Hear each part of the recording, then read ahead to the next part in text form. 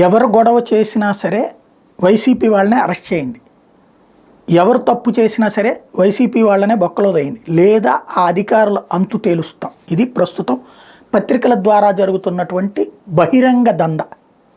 నిన్న కాకినాడలో పంతన్ నానాజీ వెళ్ళి వైఎస్ఆర్ వాలంటీర్లు కొంతమంది మీటింగ్ అవుతుంటే తలుపులు వేసేసి నిర్బంధించేశారు. వాళ్ళు వాలంటీర్లు వైసీపీ కోసం పనిచేస్తున్నారు అనుకుంటే దాని మీద కంప్లైంట్ చేయొచ్చు. అక్కడ అటెండ్ అయిన వాలంటీర్లు ఎవరు, వాళ్ళ పేర్లు ఏంటో ఇవ్వచ్చు, లేదా ఇట్లా మీటింగ్ పెట్టుకున్నారు మీరు చూడండి అని చెప్పి ఎన్నికల సంఘానికి ఫిర్యాదు చేస్తే వాళ్ళ ఫ్లయింగ్ స్క్వాడ్ వెళ్ళి చూస్తుంది. మీటింగ్ పెట్టుకోవడం అయితే తప్పు కాదు, కాకపోతే అక్కడ లేదు పుట్టినరోజు అని చెప్తారు, కానీ అది కాకపోయి ఉండొచ్చు, వైసీపీ కోసమే అయ్యి ఉండొచ్చు. అట్లాంటిది కంప్లైంట్ చేయాలి కానీ డైరెక్ట్గా రౌడీజం చేయకూడదు. అక్కడ అసలు ఆ వార్తే వాళ్ళు హైలైట్ కావాలి, సాక్షి వాళ్ళు హైలైట్ చేసి అది పుట్టినరోజు అని చెప్పే ప్రయత్నం చేశారు. అయితే అక్కడ ఎస్పీ మీద చర్య తీసుకోమని చెప్తారా? లేదు. ఎందుకని? నానాజీ మీద ఎలాంటి చర్య తీసుకోలేదు వాళ్ళు, జస్ట్ ఆయన విడిపించారు, వాళ్ళని మామూలుగా కేసు పెట్టేశారు, వదిలేశారు. ఇప్పుడు అట్లాగే నిన్న ఇక్కడ ప్రకాశం జిల్లాలో ఒక ఇంటి దగ్గరికి ప్రచారానికి వెళ్ళింది బాలినేని కోడలు. వెళ్ళినటువంటి సందర్భంలో ఆమె పక్కన ఉన్నటువంటి అమ్మాయి ఒక వాలంటీరు, ఇంతకుముందు వాలంటీర్గా చేసింది, ఈ మధ్యన రాజీనామా చేయించారు, పార్టీ తరపున తిరుగుతున్నది.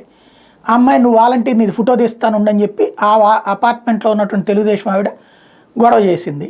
దాంతో ఎట్లా ఫోటో తీస్తా, ఆవిడ వాలంటీర్ మానేసింది అని చెప్తే ఫోటో తీసి కంప్లైంట్ చేస్తాను, ఎవరికి చెప్పుకుంటారు చెప్పుకొని చూద్దాం అది అని చెప్పి కొంచెం హడావిడి చేసింది. వాస్తవంగా ఇక్కడ పార్టీ దృష్టిలో పడాలంటే ఇట్లాంటి టైంలోనే నడవాలి, కాబట్టి జరిగింది. అది కాస్త తన్నుకునే ఘర్షణకి అయ్యింది. ఇద్దరి మీద కేసులు పెట్టారు, 3 కేసులు పెట్టారు.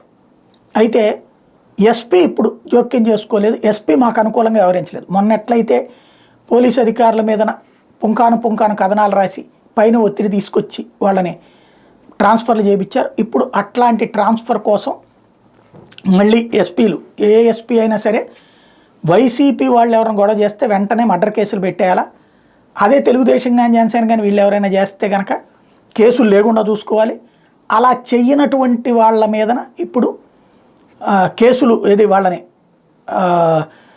వైసీపీకి అనుకూలంగా పనిచేస్తున్నారు అని పత్రికల్లో రాస్తారు, దాని ఆధారంగా కంప్లైంట్లు ఇస్తారు, ఆ తర్వాత వాళ్ళని తొలగింపజేస్తారు. ఇది ప్రస్తుతం జరుగుతున్నటువంటి తంతు. కాబట్టి రేపో మాపో ప్రకాశం ఎస్పీ బదిలీ అయినా ఆశ్చర్యపోనక్కర్లేదు.